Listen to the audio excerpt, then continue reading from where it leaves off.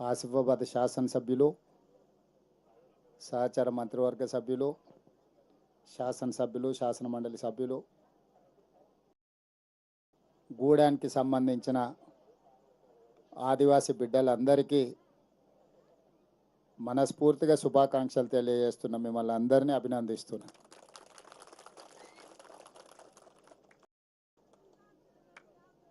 ఆదిలాబాద్ అత్యంత మారుమూల ప్రాంతము, అత్యంత వెనుకబడిన ప్రాంతం అని చర్చ జరుగుతూ ఉంటుంది.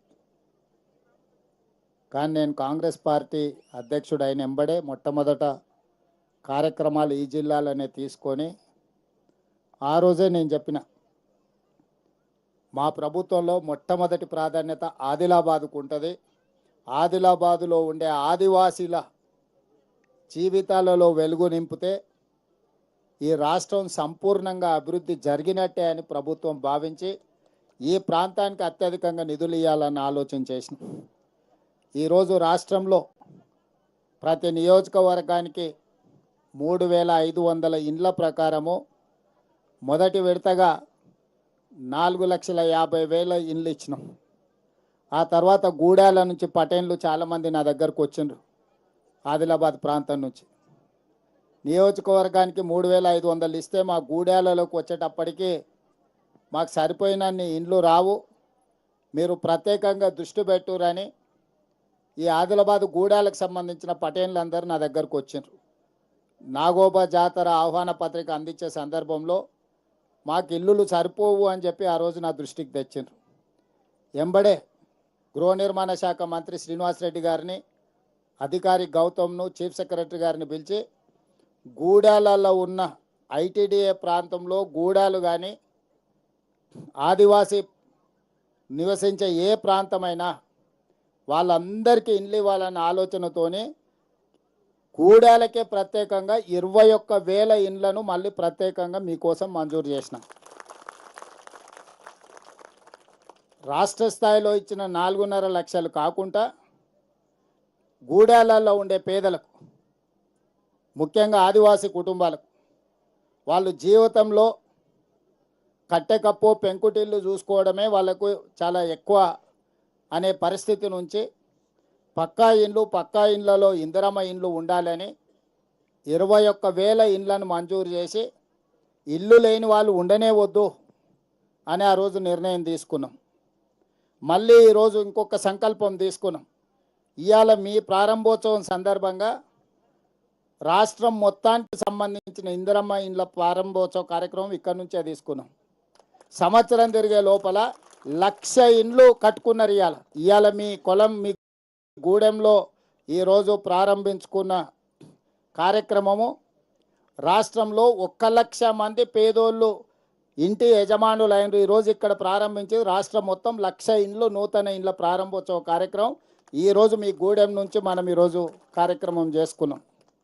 అదేవిధంగా ఈరోజు ఈ ప్రాంతం నుంచే మళ్ళీ అదనంగా 2.5 లక్షల నూతన ఇండ్లు ఇచ్చే కార్యక్రమాన్ని కూడా మీ దగ్గర నుంచే తీసుకుంటున్నాం. ఈ సందర్భంగా నా సూచన అధికారులకు, మంత్రి గారికి, ఏ గూడెంలో కూడా గుడిసె ఉండడానికి వీలు లేదు. ఏ పేదోళ్ళైనా, ఇంతకుముందు ఆ అక్క చెప్తుంది, ఇక్కడ ఒక అక్క చెప్పింది మాకు ఒకరికి ఇద్దరికి ఇండ్లు రాలేదని. ఏ పేదవాళ్ళకు కూడా 100% నేను రాష్ట్ర ముఖ్యమంత్రిగా హైదరాబాద్లో ఉన్న చీఫ్ సెక్రటరీ గారికి, ఇక్కడ ఉన్న అధికారులకు ఆదేశాలు ఇస్తున్నా. అన్ని గూడాల పేదోళ్లకు ఇందిరమ్మ ఇల్లు మంజూరు చేయాలి. మొట్టమొదటి ప్రాధాన్యతనే వీళ్లకు. ఆదివాసీలకు, తండాలలో ఉన్న లంబాడీలకు, గుడిసెలలో ఉన్న వాళ్ళందరికీ రాష్ట్రంలో ఒక్క గుడిసె కూడా నాకు కనిపించదు. ఏడాది తిరిగే కల్లా మళ్ళా వచ్చే సంవత్సరం ఏదో గూడెంలోనో ఏదో ఒక తండాలనో ఇదే తారీఖు నాడు మళ్ళా ఈ గూడాలలో అన్ని తండాలలో పేదోళ్ళు ఇల్లు కట్టుకున్నారని పెద్ద ఎత్తున గృహప్రవేశాలు చేసుకొని ఒక పండుగ వాతావరణంలో పండుగ చేసుకుందాం. నేను శ్రీనివాసరెడ్డి గారికి ఈ సందర్భంగా ఆదేశాలు ఇస్తున్నా. గౌతమ్ తర్వాత ఇంకొక ప్రత్యేక అధికారిని వేయండి. ఐటీడీఏలతోని తండాలల్లో పేదోళ్ళకి ఇండ్లు లేని స్పెషల్ డ్రైవ్ పెట్టి ప్రతి ఒక్కరికి, ట్రైబల్స్కి ఎవ్వరు కూడా మాకు ఇల్లు లేదని మళ్ళీ మనకి వినిపించొద్దు. 365 రోజుల్లో అందరికీ ఇండ్లు మంజూరు అయిపోవాలి. కట్టుకోవడానికి అవసరమైన పూర్తి సహకారం ఇవ్వాలి. ఇప్పుడు వస్తూ గౌతమ్ కొన్ని ఇండ్లు చూపించాను. 2005-6లో అప్పుడు ఇందిరమ్మ ఇళ్ళల్లో వచ్చినాయని. గోడలు అన్నీ మంచిగా ఉన్నాయి కానీ కప్పు మాత్రం కవేలా ఉన్నది. అట్లున్న వాటికి కూడా ఆర్సీసీ స్లాబ్ వేసుకోవడానికి మీరు అదనంగా నిధులు ఇచ్చి ఆ పాత మంజూరైన ఇండ్లకు కూడా మంచిగా కప్పు మంచిగా వేసుకోవడానికి కూడా వాళ్ళకు కూడా ఇవ్వాలి. ఈ ప్రభుత్వం మీ పేదోళ్ళ కోసమే ఉన్నది, మీకోసమే ఉన్నది. మీ కష్టం ఏదున్నా ఆదుకునే బాధ్యత ఈరోజు ఈ ప్రభుత్వాన్ని. ఇది ఇంతమంది మా అక్కలు చెల్లెళ్ళు అందరూ ఉన్నారు. సన్నబియ్యం వస్తున్నాయా తల్లి? వస్తున్నాయా?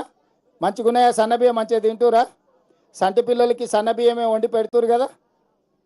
కరెంటు ఉచితంగా వస్తుంది కదా ఇంటికి. ఇప్పుడైతే ఇందిరమ్మ ఇండ్లు కూడా వచ్చినాయి కదా. బస్సులలో ఎవరైనా పైసలు అడుగుతుర్రా మిమ్మల్ని? అమ్మగారింటికి పోతురు కదా, అమ్మగారింటికి పోతురు కదా బస్సులో. అమ్మవారిని దర్శించుకోవడానికి జాతరకి పోయేస్తురు కదా. ఎక్కడొక్క రూపాయి అడుగుతలేరు కదా. రాష్ట్రంలో ఏడిపోయినా మీ పిల్లలు చదువుకునే కాడికి వచ్చిన ఏడిపోయినా ఎవ్వరు అడుగుతలేరు కదా. అందుకే ఇవాళ మీకు 100% సన్నబియ్యం, మీ ఇంటికి ఉచిత కరెంటు, మీకు ఇందిరమ్మ ఇల్లు, మీకు బస్సులో ఉచిత ప్రయాణం, మీ పిల్లల చదువులకు మంచి చదువులు చదువుకోవడానికి. అదేవిధంగా మహిళా సంఘాల వాళ్ళు ఉన్నారా? సంఘాల వాళ్ళు ఉన్నారా? స్వయం సహాయక సంఘాలు ఉన్నారా అక్క? చేయెత్తురు ఎవరెవరు ఉన్నారో. ఇప్పటి వరకు మీకు 5 లక్షలు ఉంది. మొన్ననే మీ సంఘాలకి ఇప్పుడు 10 లక్షల లోన్ తీసుకునేటట్టు పెంచినాం. 5 లక్షల నుంచి 10 లక్షలకు పెంచినాం. 1000 బస్సులు కొనిచ్చినాం మీకే. సొంతంగా కొనుక్కొని బస్సులలో ఆడబిడ్డలు ఉచిత ప్రయాణం కాదు, మీరే బస్సులకు యజమానులు కావాలని ఈరోజు 1000 బస్సులు మీకే కొనిచ్చినాం. మీరే ఆర్టీసీకి పెట్టి 70,000 నెల కిరాయి కింద మీ బస్సులు పెట్టి మీరు సంపాదించుకునేటట్టు చేసినాం. మీ ఆడబిడ్డలకే పెట్రోల్ బంకులు ఇచ్చినాం. హైదరాబాద్లో హైటెక్ సిటీ పక్కన ఇట్లా పెద్ద పెద్ద సార్లు పైసలు ఉన్న వాళ్ళ కంపెనీలు ఉండే అట్లాంటి ఏరియాలో మీకు 3.5 ఎకరాలు 1000 కోట్ల ఆస్తి ఇచ్చి మీ మంచిగా ఇందిరా మహిళా శక్తి ఇక్కడుండే బాగుబాయి కూడా అక్కడ హైటెక్ సిటీ పక్కన ఇప్ప పువ్వు లడ్డు అమ్ముకోవడానికి 150 షాపులలో బాగుబాయి కూడా ఈరోజు మనం అక్కడ షాప్ పెట్టి ఇప్ప పువ్వు లడ్డు అమ్ముకోవడానికి ఇచ్చినాం. ఈరోజు ఈ ప్రభుత్వం మహిళలను ప్రత్యేకంగా గుర్తించి ఈరోజు మీ బాగోగుల కోసమే పనిచేస్తుంది. మిమ్మల్ని అందరినీ చూసిన తర్వాత గృహప్రవేశాలు చేసి మీ అందరి మహిళలతో కలిసినాక నాకు కూడా చాలా సంతోషం. దసరా పండుగ చేసుకున్నట్టున్నది నాకైతే. ఎందుకంటే నేను ఎక్కడున్నా దసరా పండుగకు మా ఊరికి పోతా. మా ఊర్లో ఉన్న వాళ్ళు అందరిని కలుతా. దసరా పండుగ నాటి జమ్మికి పోయి అక్కడనే ఉండి పాలపిట్టను చూసి మా ఊర్లోనే దసరా పండుగ చేసుకొని యాటను కోసుకొని అందరితో కూర్చొని తినొస్తాం. మరి మీరు అందరు గూడెంలో మరి ఇలా యాటను కోసిరో లేదో నాకు తెలియదు కానీ కోసిరు ఎవరైనా? మళ్ళీ మేము పోయినాక మంచిగా రాత్రికి యాటను కోసుకొని మంచి దావత్ చేసుకోరా, సరేనా? అందరు మంచిగా సంతోషంగా. ఎవ్వరు రానోళ్ళు, ఈడికి వచ్చిన వాళ్ళు ఎవరన్నా ఇల్లు రానోళ్ళు ఉంటే ఎవ్వరు బాధపడకూరు. మీ అందరి ఇండ్లు మళ్ళీ కలెక్టర్ అమ్మ వస్తుంది మీ దగ్గరికి వచ్చి ఇండ్లు రానోళ్ళ పేర్లు రాసుకొని మీ అందరికీ ఇండ్లు మంజూరు చేస్తారు. అందరు ఇండ్లు కట్టుకోరు, సగం సగంలో వదిలేయకండి. వదిలేస్తే మా దగ్గర ఇచ్చినట్టు ఉంటుంది, మీకు ఇల్లు ఉండదు. కాబట్టి ఇల్లు తీసుకున్న వాళ్ళు ఒక్కరు కూడా వదలకండి. 6 నెలల మొత్తం ఇప్పుడు కొత్త టెక్నాలజీ కూడా మంత్రి గారు ఇచ్చేసారు. అసలు నెల రోజుల్లోనే ఇల్లు పూర్తయ్యే టెక్నాలజీ తీసుకొచ్చిండు.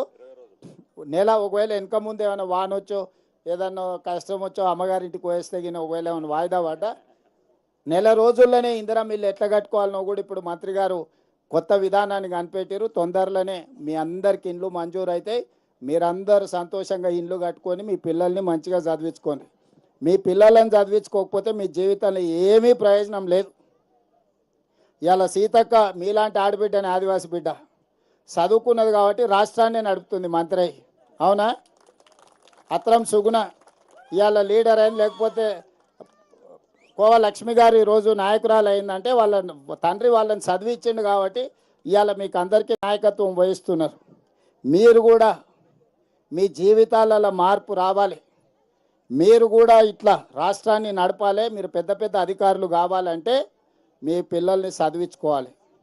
చదువు ఒక్కటే మీ జీవితంలో వెలుగులు తెస్తుంది. చదువు ఒక్కటే మీ జీవితంలో అభివృద్ధి తీసుకొస్తుంది. ఇక్కడ ఉండే అమ్మలందరూ నేను అడుగుతున్నా, మీ పిల్లల్ని చదివిస్తారు కదా? చదివిస్తారా? ఓ పూట ఉపాసం పండుకున్నా సరే కానీ మీ పిల్లల్ని చదివించండి. మాట ఇస్తున్నారా? అందరు గట్టిగా చప్పట్లు కొట్టి నాకు మాట ఇరి మీ పిల్లలందరినీ చదివిస్తామని. మీ ఇంటి ఆయన నగదు ఇచ్చారంటే సాయంత్రం పోయి బెల్ట్ షాప్కి ఇస్తాడు. అందుకే ఇంటి ఆయనకు నగదు ఇవ్వకండి, ఏదున్నా మీ దగ్గరనే దాచుకోండి. మహాలక్ష్మి పొదుపు సంఘాలలో దాచుకొని నగదు మంచిగా దాచుకొని పిల్లలు చదివించుకొని పిల్లలు బాగుపడితే అందరు బాగుపడతారు. ధన్యవాదాలు. రండి అమ్మా.